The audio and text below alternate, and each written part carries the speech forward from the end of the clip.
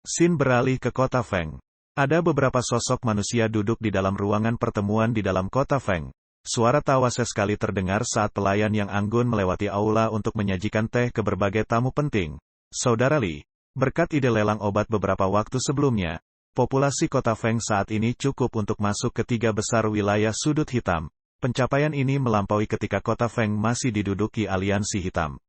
Ketua dari geng singa liar berbicara sambil tertawa, lalu kedua ketua sekte lainnya pun mengangguk sambil tersenyum, membenarkan atas apa yang dikatakan ketua singa liar. Dalam waktu 3 bulan yang singkat, keuntungan yang mereka peroleh jauh di luar dugaan.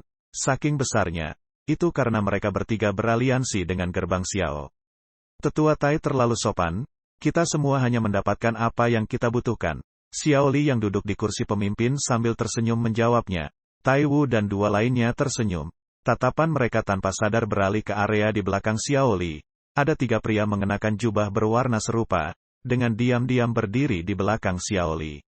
Terlihat jelas mereka bertiga memiliki kekuatan yang sangat hebat. Lalu orang tua dari Sekte Langit Gelap berbicara kepada Xiao Li. Sungguh tidak disangka bahwa saudara Xiao Li bisa merekrut 3 bersaudara Yao. Hal itu membuat orang iri. Xiao Li hanya tersenyum menjawabnya, mengatakan bahwa ketiga orang itu tidak diperintahnya, melainkan sebagai tamu di gerbang Xiao. Dengan rendah hati Xiao Li menjawab. Lalu ketua dari geng singa berbicara sambil tertawa. Hahaha, saudara Xiao Li, sepertinya kita tidak melihat jejak pemimpin gerbang Xiao selama 3 bulan ini. Lalu ditambahkan oleh seorang wanita, kepala suku Mei dari gerbang Luosa. Wilayah sudut hita, ini sungguh kacau. Dan kota Feng saat ini terlalu banyak membuat begitu banyak perhatian. Jika pemimpin gerbang Xiao tidak ada, takutnya akan ada masalah yang datang. Lalu Tai Wu dari singa liar, dan orang tua Yin Gu sejenak merenung mendengar perkataannya. Mengingat populasi kota Feng yang sangat besar, juga akan membahayakan kota Feng. Tanpa orang kuat dari pemimpin yang memegang kota Feng, akan membuat orang mengambil kesempatan dalam hal ini. Xia Li hanya tersenyum tipis melihat ekspresi ketiga para tetua itu. Sambil mengatakan, adikku memang tidak suka ditahan. Dia pergi mencari bahan obat sendiri, dan jika sudah menemukannya, dia pasti kembali. Dan ketika kembali aku akan memberitahukan kalian. Seketika ketiga tetua itu tersenyum mendengar perkataan Xiao Li.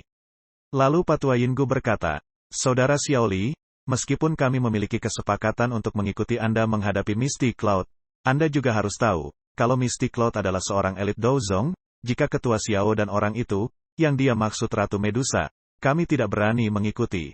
Xiao Li sedikit mengerutkan keningnya. Sesaat ketika Xiao Li akan membuka mulutnya terdengar suara yang menggema. Hahaha kenapa? Apakah Anda ragu dengan kesepakatan seperti itu? Tiba-tiba Xiao Yan muncul dengan Ratu Medusa.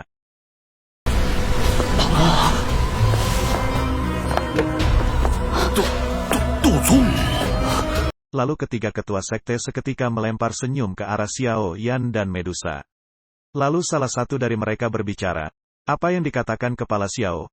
Kami pasti tidak akan menarik kembali kesepakatan kami saat itu. Sambil tersenyum dengan agak sedikit takut. Dia mengatakannya, lalu Xiao Yan sedikit menggertak mereka. Menurutku kalian telah memperoleh keuntungan yang cukup selama ini kan? Setiap orang mendapatkannya jika gerbang Xiao mempunyai keuntungan. Tapi perlu aku katakan, aku memang masih muda, tapi jika ada orang yang ingin berpisah ketika sudah mengambil keuntungan, aku juga bisa bertindak kasar. Seketika mereka bertiga menganggukkan kepala mereka dengan sedikit ketakutan. Tampaknya Xiao Yan berhasil menggertak mereka. Lalu Xiao Yan menambahkan, 2 bulan lagi kita akan pergi ke Kaisaran Jiama. Kalian persiapkanlah semuanya, jika kita memperoleh kemenangan. Aku akan memberikan pil Huang sesuai janjiku. Tai Wu sedikit kaget mendengar perkataan Xiao Yan. Dalam 2 bulan ini, apakah tidak terburu-buru? Xiao Yan sudah tahu bahwa ketiga orang ini walaupun bisa dipercaya, tapi juga licik, mereka menginginkan waktu yang lama untuk berperang dengan Kekaisaran Jiama. Itu karena mereka ingin menikmati dulu keuntungan dari gerbang Xiao sebelum berperang. Lalu Xiao Yan bertanya kepada Xiao Li, kakak kedua, bagaimana keadaan kota Feng saat ini? Xiao Li menjawab dengan senyuman. Kota Feng sekarang benar-benar tidak tersentuh. Setelah kamu menampakkan dirimu saat di pelelangan, kota Feng menjadi pusat perhatian. Banyak toko-toko besar yang bermukim di kota Feng. Ini membuat banyak keuntungan buat kita. Xiao Yan tersenyum mendengar perkataan Xiao Li. Lalu Xiao Yan melihat ketiga orang yang berada di belakang Xiao Li. Dia bisa merasakan kalau mereka berada di ranah Dowang. Siapa ketiga orang ini? Xiao Yan lantas bertanya.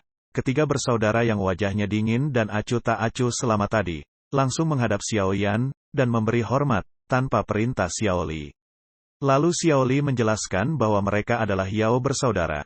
Beberapa tahun yang lalu mereka menyinggung emas perak bersaudara, dan bersembunyi di wilayah hitam.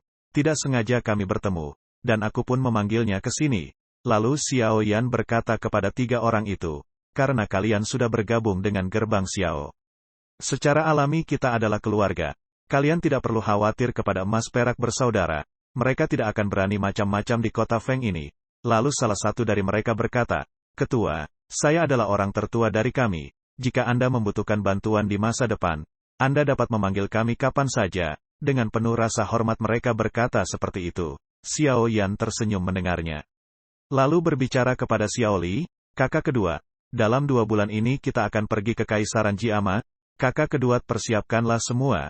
Sementara itu, aku akan ke halaman dalam terlebih dahulu. Xiao Li dengan semangat mengiyakan perkataan Xiao Yan, dengan semangat, karena terlalu lama dia menunggu untuk saat ini. Untuk lengkapnya akan Mimin upload besok hari. Namun untuk urutan dari episode, mungkin akan ada perbedaan sedikit, karena antara versi novel dan tayangan saat liris, tidak sama di tiap chapternya. Namun pelan-pelan Mimin akan perbaiki.